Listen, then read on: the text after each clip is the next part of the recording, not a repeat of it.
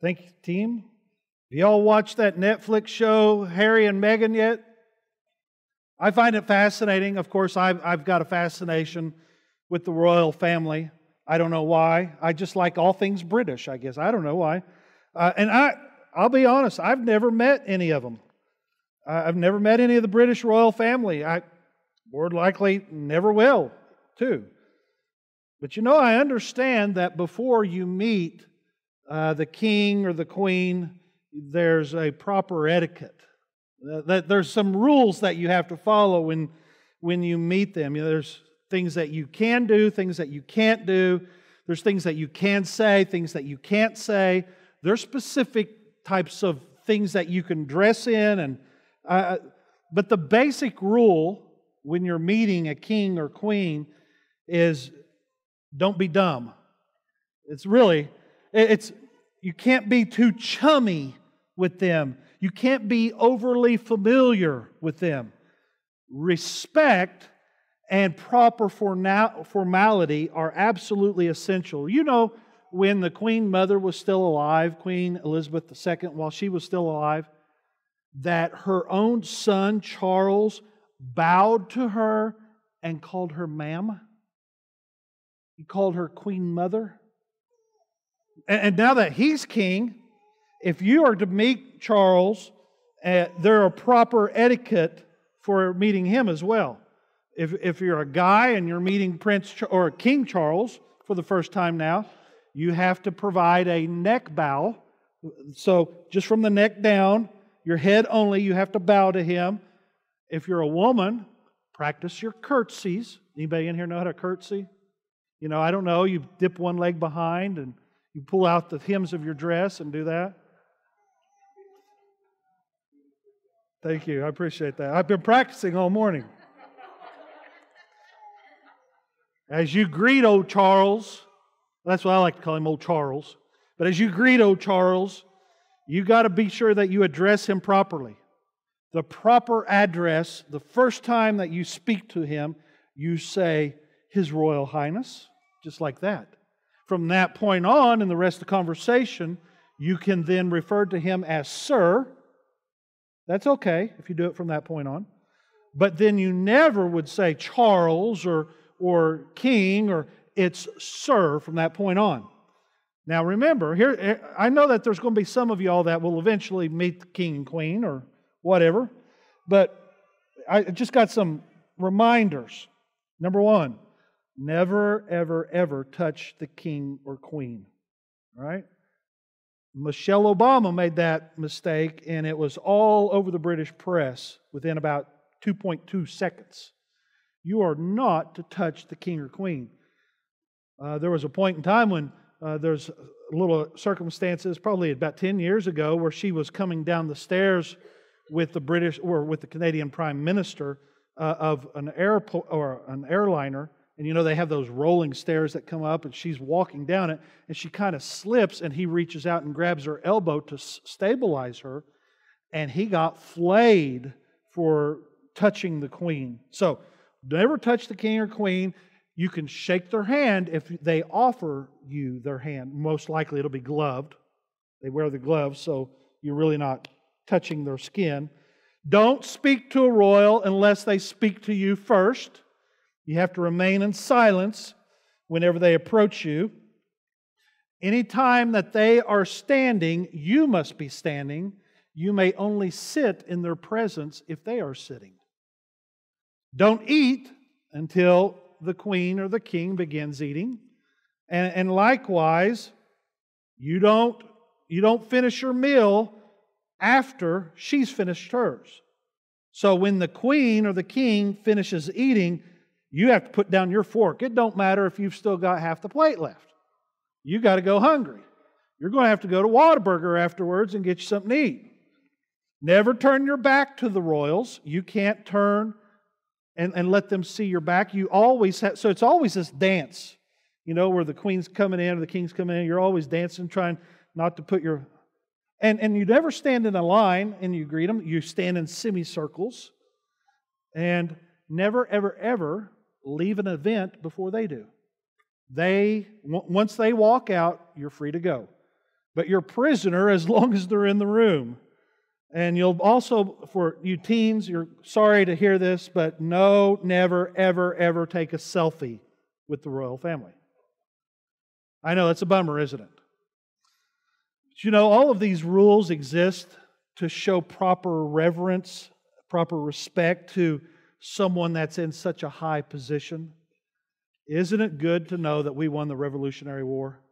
I mean, I remember watching some of this on the television and them talking about the royal family and how we as Americans should even participate in this proper etiquette.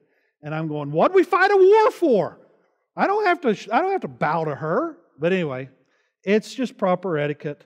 But I want you to consider how that is an expectation of us. And now I want you to consider the way that we approach an even greater king. In this particular setting. Consider how we approach God the Father. Let me ask this is just free. Do you think at some level that we would maybe show more reverence and more respect and more honor to meeting Prince Charles than we do when we come in here and we meet with God the Father? Would you say that we approach Him with the same reverence that's demanded as the Windsor family demands? Why don't we? I mean, don't you see, I guess maybe the point that I'm trying to make is, aren't we coming before the King of the universe with a little bit too much of a familiarity? Too much of a chumminess? Shouldn't meeting God demand an even greater display of honor than what we would even show the Windsor family? I mean, that's what we do every Sunday, isn't it? Aren't we coming into His castle? Aren't we meeting with the King? And how flippant is our attitude when we do so? So this morning is the first of back-to-back sermon series that I'm going to be embarking on leading up to our Easter celebration. And as I've been putting these together, I found it's easy for me to preach on things like God's grace.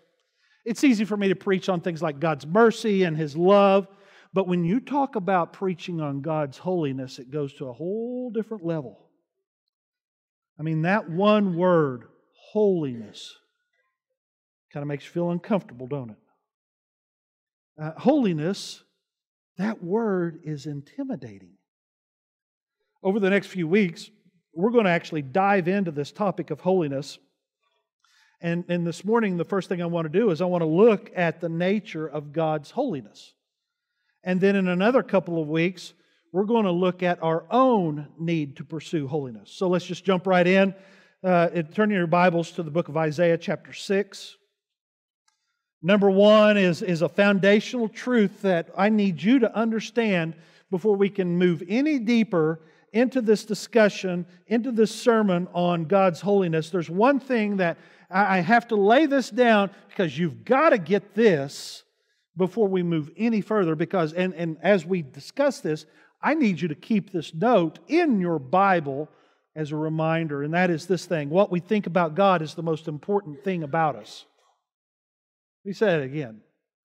What we think about God is the most important thing about us. You know, the strange thing that has happened, I don't know, over the past couple hundred years, is that in our culture, we have developed an attitude that we, in our mind, an image that we've conjured up of God in our mind, that He, God, is just simply a little bit better version of ourselves. So, think about this whole process. We've imagined ourselves first, and then when we think about God, we make Him in our likeness, but He's just a little bit better than we are. I mean, He is like us, but He has more power and He has a greater moral consistency where I like to waffle at times and I'll go back on my word and I have a tendency to sin here and there. God is morally consistent. He's just kind of a better version of myself. Now, here's the thing. It is so dangerous for us to assume that God is just some juiced up version of ourselves. You understand what I'm saying? It's not like I'm here and God's here. That's an improper attitude and view of our imagination of what God's like. When we just think of God as just a juiced up version of us, a more polished version of Jason, our thoughts in that is going to dictate the way we worship. It's going to dictate the way we live our lives.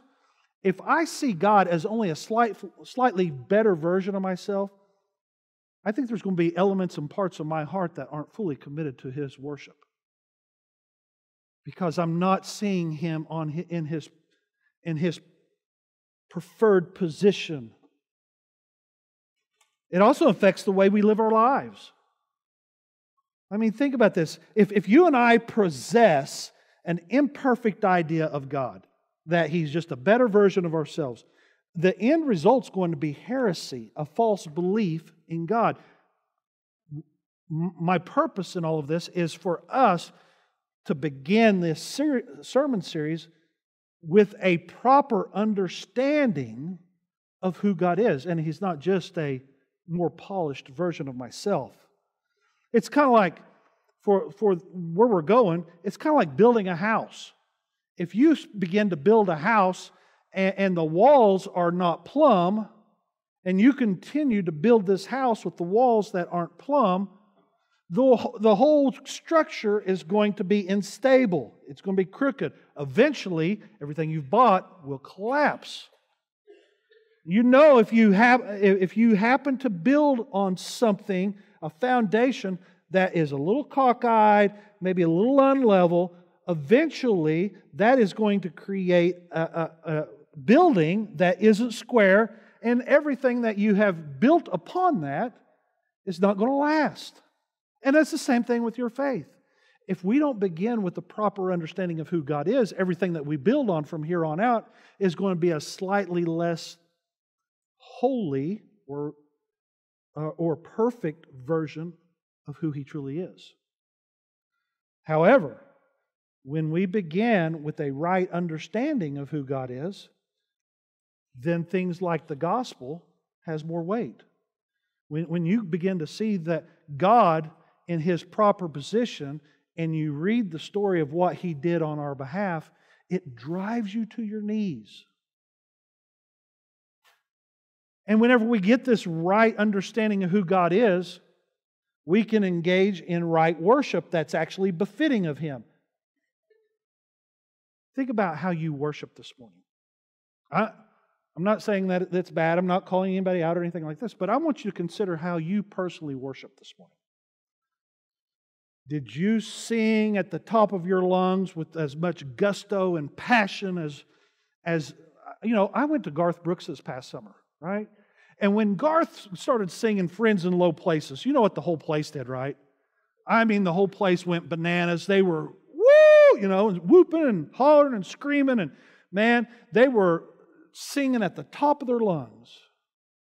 We come in here and we approach our God and we, what a friend we have in you. Does that make any sense to you? When you begin with a proper understanding. I mean, Garth Brooks steps into God's presence. You know what Garth Brooks is going to do? He will fall to his knees if he's not burned up first. But we have to engage, we have to have a right understanding before we can engage in right worship. And if you don't have a proper view of God, if you see Him as only a little bit better version of yourself, you know what your moral standards will do? They'll decline. If you truly could see God, who He is in His place of domain, if you could truly understand how far above us and how radically different He is from us, I think it would cause every single one of us in our hearts to raise the standard of how we live. When you see God as just simply a better version of yourself, suddenly your moral standards are compromised. And it's not such a big deal if I cheat someone out of money. And it's not such a big deal if I abuse my wife. What we have whenever God is held to an image that is more like us, we simply are just Christians that don't differentiate ourselves from the rest of the world. We're no different. But to have an image of God that has elevated Him to His proper position, it changes the way that you live. It changes the things that you're willing to sweep under the rug. It changes the things that you're willing to overlook. Our greatest obligation as a church here, right? Our greatest obligation is to purify and elevate our concept of God. And we should do that until He is reinstated in our thoughts as the highest order. That should be our obligation. Likewise, we completely do the next generation a disservice by diminishing our concept of God. Think about this. If we pass along to the next generation a diminished, a reduced image of God, they're going to pass it on to their next generation as a reduced, diminished. Do you understand how that's working? And so, rather than have a God, our culture, our Christian churches worshiping a God who is in His proper position, elevated to the heights that He should be elevated to, we're constantly dragging Him down. And I think that's where we find ourselves today. That's the reason why we are so, they say that familiarity breeds contempt. And I think that's maybe at the core of why we believe what we believe about God and view God as we do and worship Him as we do. We have to get this right. We just have to. Number two, holiness is God's most defining characteristic. Let's look here at this story out of Isaiah chapter 6. Just verse 1 is where I'll start.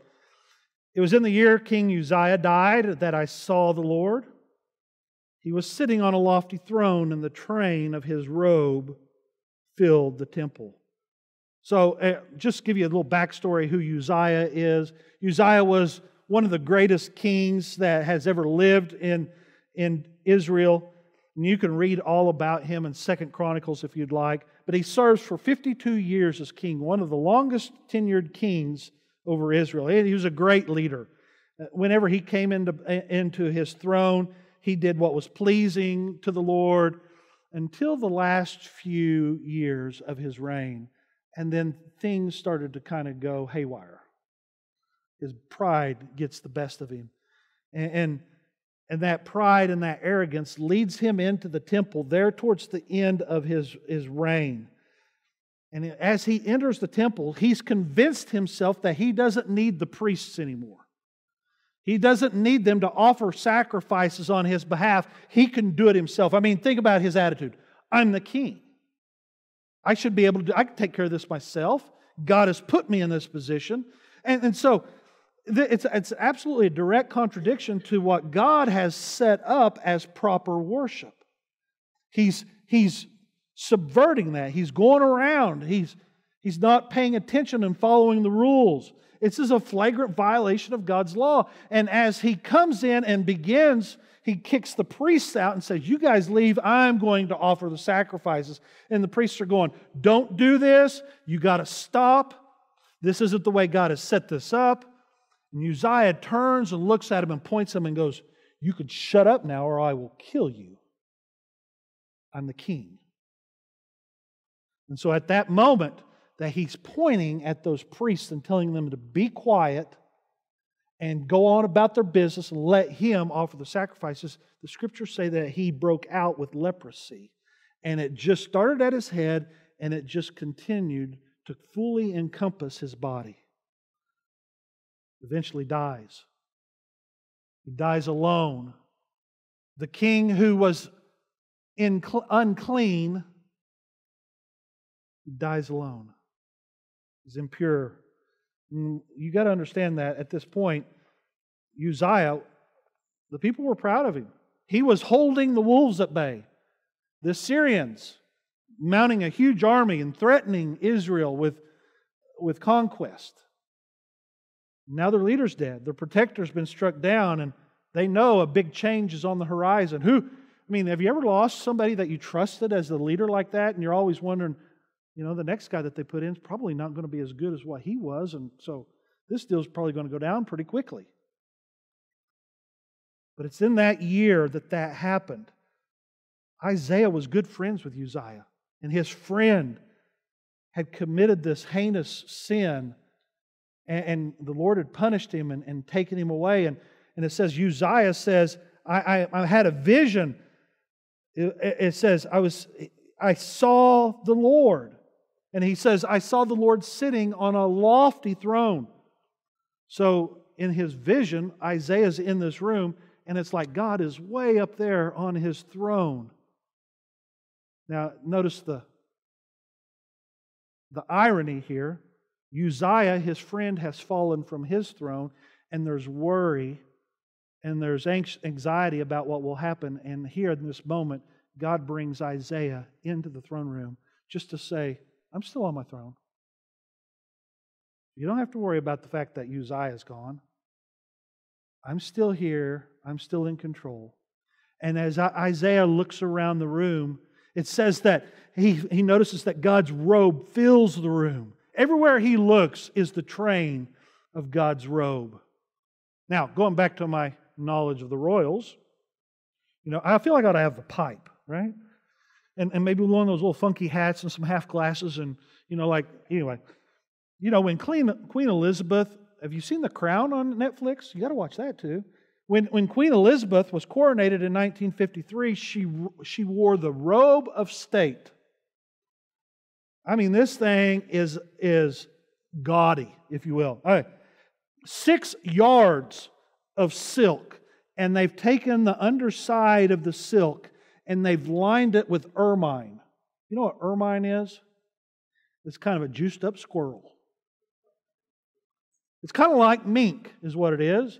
They skinned them ermines, and then they lined the train of her robe with this ermine. And that train is so heavy, if she just leaves it on the ground, she can't walk without doing this. Here's a picture. It takes 7 women to carry the train of her robe. Interesting little tidbit. Royals, they pronounce their greatness by the length of the train of the robe. And so the greater the king or the queen or the royal believes in their reign and their popularity and their power, the greater the robe of that train will be. So imagine that. Take that. And here we have Isaiah in God's throne room, and is completely surrounded by the train of God's robe. Everywhere he looks. It's like, I have this image that Isaiah is in the middle of the room, and the train is just on the floor and piled up in the corners, and he's wrapping around him. It's really a picture of complete and supreme power and majesty. Look at verse 2. Attending God, were mighty seraphim, each having 6 wings. With 2 wings they covered their faces, with 2 they covered their feet, and with 2 they flew. And they were calling out to each other, Holy, holy, holy is the Lord of heaven's armies. The whole earth is filled with its glory. And their voices shook the temple to its foundation, and the entire building was filled with smoke. So, seraphim, they're angels. They're not like the little chubby angels that are shooting the arrows that you guys have got decorated in your homes. These are massive beings, perfect beings. And how we know they're perfect? Because they can't be in heaven unless they're perfect. Sin doesn't exist in heaven. So we have these created beings who dwell in heaven, and they're sinless. But what is even more telling about the whole thing is they're covering their face, they're covering their feet, because those things are, you're not supposed to look at God, and God's not supposed to see your feet. And it's what's interesting in the words that they're using. Holy, holy, holy. In the Hebrew language, If you want something to be, we don't, in English we say that's very good or that's very pure. In Hebrew, they'll take the word and they'll use it in repetition to express a superlative, express how great it is. So, gold, according to its purity, gold is just regular gold. But if it's like really pure gold, it would be gold. Like if there's a pit that's dug, and it's a really, really deep pit with maybe tar at the bottom, a very dangerous pit. It's not just a pit, it's a pit. And here we see these angels. And they're crying out in threefold repetition, not twofold, threefold. Only place in the Old Testament where this happens. He's not just holy. He's not just holy. He is holy. I mean, we're talking the holiest you can get. And you know what holy means, right? Holy means to be set apart, to be separated, to be different, to be distinct. God is not just unique, right? He is otherworldly, incomprehensibly unique. So much so that the created beings that are surrounding the throne are crying out in worship. And the only words they can say to one another is holy. Of all the things that these angels could be crying out, I think that in our minds, if we would have written that story, we probably would have said the angels were crying out love. Or maybe power. That's not what they're crying out, though. They're crying out holy. Think about all of the characteristics that you would use to describe God. Think about, they've got the whole Hebrew language at their disposal to describe God. The one word that these angels use is holy. And here's two ways that He is set apart. The first way, He's set apart by His awesomeness. I mean, it says He's high and lifted up. The room is filled with smoke. What we have is the train of His robe fills the room. It's created this kind of mysterious otherness. And the angels are crying out in such a loud voice that the room is shaking. This, y'all, is way more than just a juiced up version of me or you.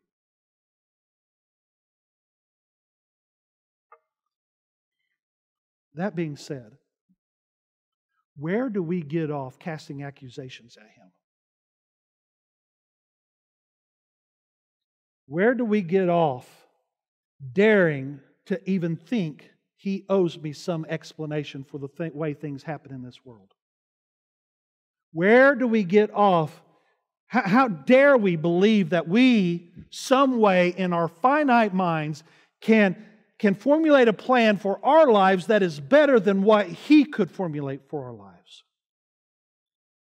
I mean, are you going to put God on trial?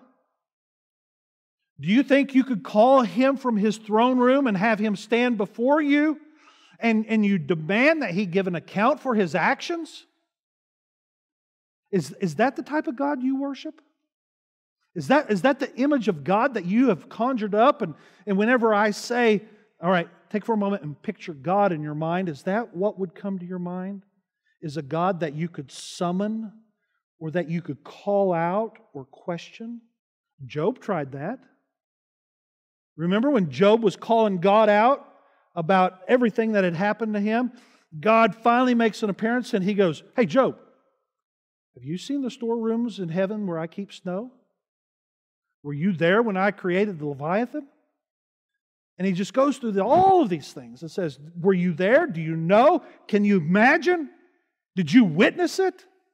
It's almost like he's saying, how dare you have the gall to even enter my presence and question me? You see, God is so holy that we have a tendency just to reduce Him to nothingness, to commonality.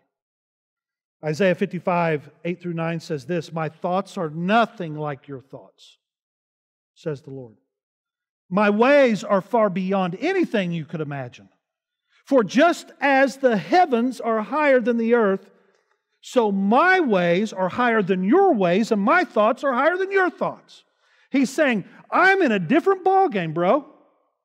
You're playing pee-wee football. I'm in the NFL. I'm beyond the NFL.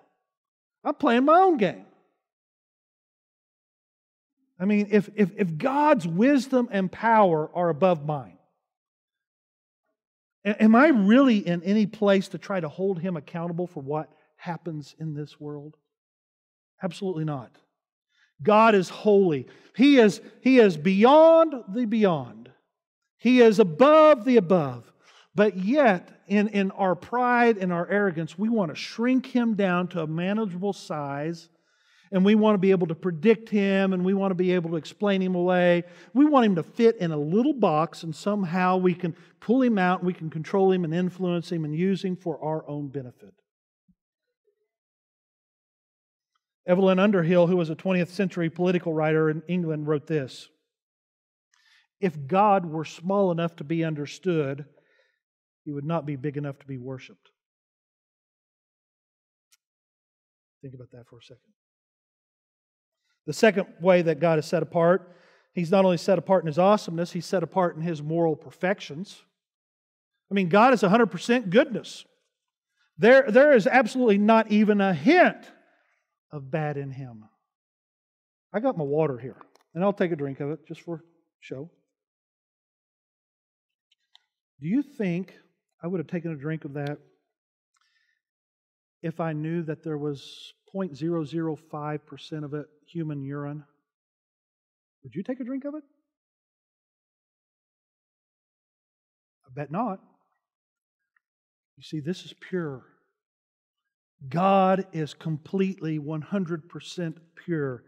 He is without injustice. He's without deception. He's without pettiness. He's without impurity. He's not even moody. He don't wake up on the wrong side of the bed. I bet Ben wishes I was God. You know, God is, since He is so good, since He is so holy, He absolutely will not, cannot tolerate our evil. It's not even in the playbook. He will have nothing to do with sin. He can't be tempted. He doesn't even possess the capability to sin. Habakkuk 1:13 says this, "You are pure and cannot stand in the sight of evil." God won't even be in the presence of evil. And that's the reason why anything that we try and attempt on our own merits to get into heaven never work. Because there's always some element of us that's still impure. And God will not allow any impurities in His heaven, in His domain. He won't even be in the presence of it. And then because of His innate goodness, He hates sin. And if you think He will overlook your sin, you are sadly mistaken. If you think that He will excuse your sin, whether it be murder or a little white lie, you are sadly mistaken. God, because He is so holy and so just, He will not allow even 0.005 to exist in His presence. It's 100% all the time. You know, the experience of being in the presence of a holy God, right here, it creates an immediate problem for Isaiah. And it's a problem because of number 3. God's holiness reveals the truth about humanity. Look at verse 5, chapter 6, verse 5. Then I said, so Isaiah is saying, "It's all over. I'm doomed, for I am a sinful man. I have filthy lips, and I live among a people with filthy lips. Yet I have seen the King, the Lord of heaven's armies." What Isaiah is saying here is, I'm a prophet. I make my living. My job is to be God's mouthpiece. And then right here, he finds himself in the presence of God, and immediately he sees just how corrupt and how impure he is, even though he is God's representative. Does that make any sense to you? That he should be able to take some pride in the fact that God has called him and using him to this end. But whenever he is in God's presence, he sees a clearer picture of just who he is. He sees just how small he truly is. He sees just how unclean he truly is. And that same dynamic exists, or should exist, for you and I. Because when we see God for who He truly is, when we fully wrap our arms, if it's possible, I don't think it's possible that we can fully comprehend God's holiness, but when we get a firm grasp on His holiness, we see just how truly far apart we are. And we begin to see the truth about ourselves. Many of y'all, if I was to pin you down, you would say, yeah, I'm basically a good person. I've never murdered anybody. I pay my taxes. I give to the poor. I brought canned goods for the pantry. But if you was really to measure yourself up against this holy God that Isaiah is in the presence of right here, you'd melt. Our goodness all of a sudden isn't so good anymore, right? His holiness does this. It reveals our strengths to be weaknesses. We pale in comparison to this holy God. Nobody sticks out their chest and pridefully walks into the presence of God making demands. I mean, can you imagine being in the presence of God's greatness just for a second? I think you'd be terrified. I think you would fall. Well, the Scriptures say that the prophets in the book of Revelation, the prophets, those who were God's mouthpiece, that He had called, the apostles, He had called and ordained and said, you go and do my job. What do those guys do when they approach the throne? They fall on their faces. They're way better than I am. I can imagine. It's kind of like getting near the sun, you know. The closer you get to the sun, the greater risk you're going to take of getting burned up. The idea of a frightening God, you know, that's not such a culturally correct thing to do anymore. It's kind of out of fashion to talk about a God who's frightening. You know, we present God and talk about God like He's our buddy. Anybody got the bumper sticker, God is my co-pilot? I see these t-shirts all the time that says, Jesus is my homeboy. I mean, we like cuddly Jesus, don't we? We like the Jesus that we can imagine ourselves sitting down at Starbucks and having a coffee with. And, you know, Jesus is my friend and He sticks through me like a brother through thick and thin. And I don't know. Maybe I'm just seeing things that I shouldn't be seeing, but I think that we have reduced God to a precious moments God. That He is somehow exists for me to pull out whenever I get cold and He can warm me up. And whenever I have a need, I can ask Him and He'll pull out the wallet and fish out a few bucks. And that's not what Isaiah is experiencing at this moment. I mean, Isaiah is looking around the room, he's peering through the smoke, and all he can see is this lofty throne and angels who are flying around it, and all they can do is scream at the top of their lungs, holy, holy, holy. And he sees these prophets that are falling face down before the throne. The radiance of God's glory in this very moment is a direct result of His holiness, His being completely different, completely set apart. Think about it. If I'm here, an angel's here, think about how the angels are responding to God. I mean, God He's like way up there. That radiance of God's purity immediately triggers this thought into Isaiah's mind. I'm dead. He says, this is his response. He says, I'm unclean. I'm doomed. If you've got a King James Version, it says, I am undone.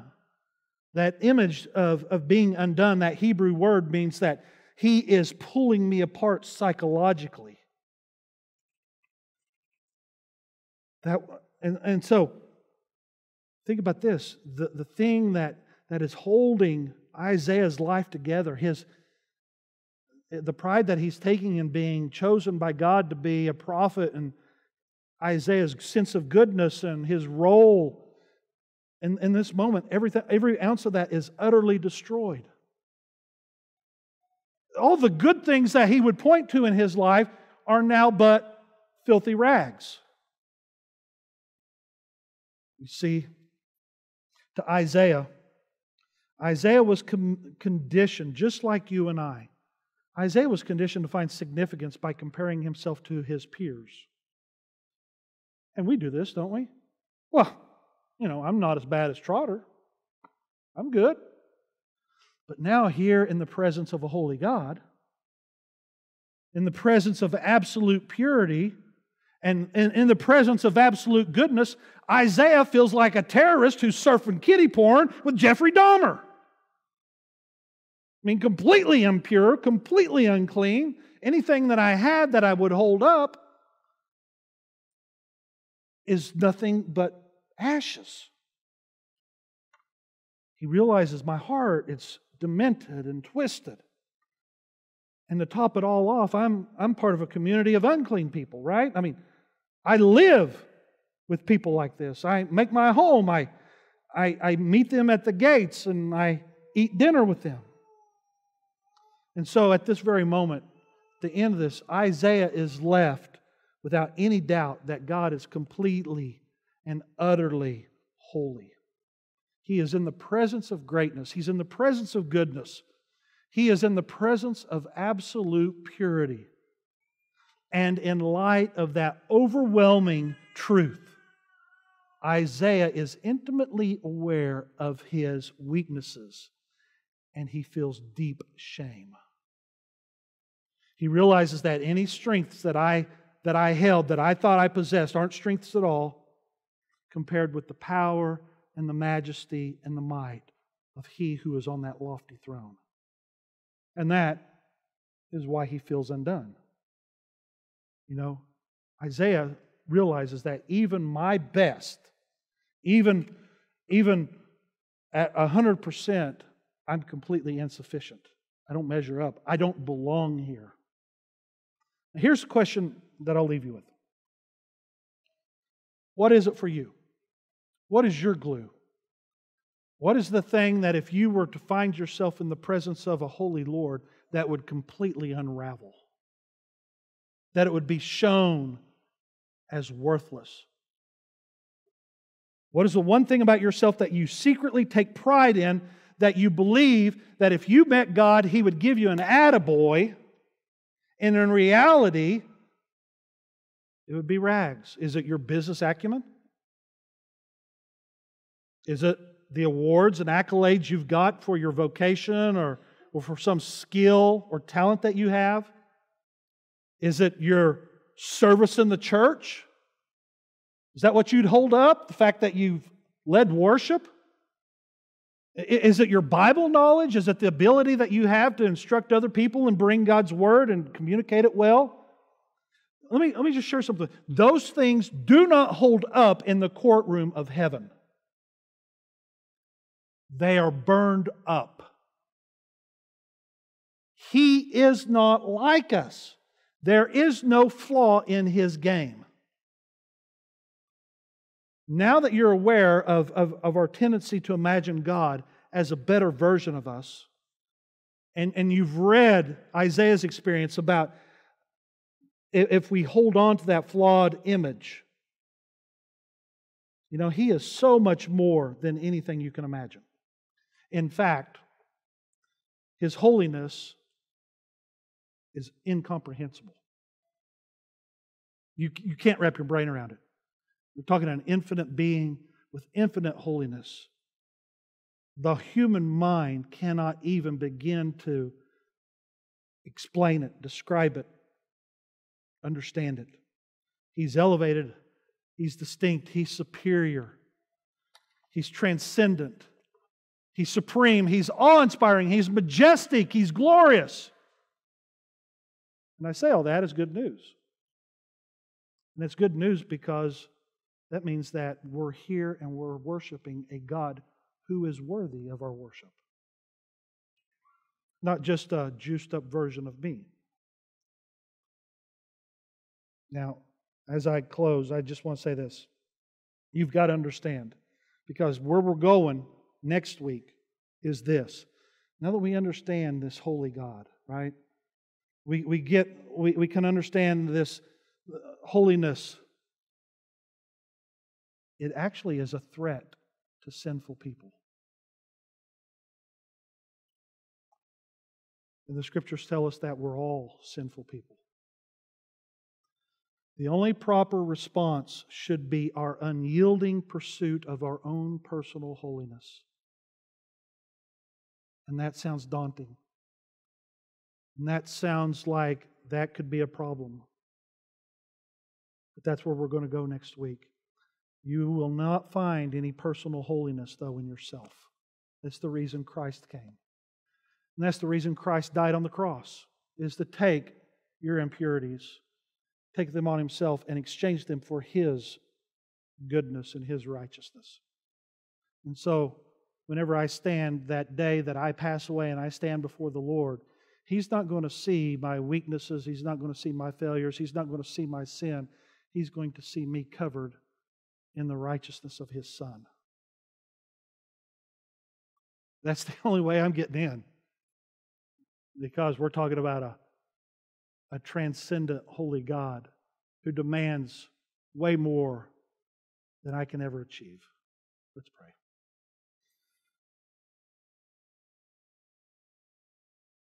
Father, I think it's evident this morning that we're finally beginning to understand that we have a duty, our obligation to keep You on Your throne. Lord, and we as a people, and I'm the chief of these, Father, I have a tendency to drag You down and just make You a little bit more polished version of my own self. But we know that that's not true. That even our best efforts, even polished up, are still rags. But You are something otherworldly.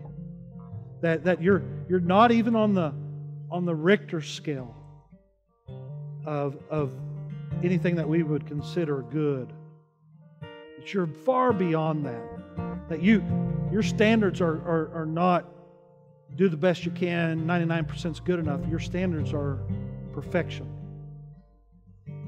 And Father, we strive for that in vain. But it's only through Your Spirit and through Christ's sacrifice that we can trust and find assurance that one day we too can stand in Your presence with confidence that we won't be burned up, that we won't be struck down by lightning, that we'll be accepted, we'll be honored in Your presence. We give You praise, glory, and honor for the way that You have established all things, the way that You have created this world. For it's in the holy and precious name of our Father. Amen. Hi, thank you for watching. If you want to see more great content like this, like and subscribe to our YouTube channel. Don't forget to ring the little bell to be notified when we add new videos. Since our founding in 1877, our goal here at Arnhart has been to create God-centered teaching available for everyone, regardless of their status or station. Today, that looks like making trustworthy Bible teaching available to everyone, even if they don't make it to a church building on Sunday. So for more information, check out our website at arnhart.org or join us live on Facebook Sundays at 10:45 a.m. As always, we love you and hope to see you next Sunday.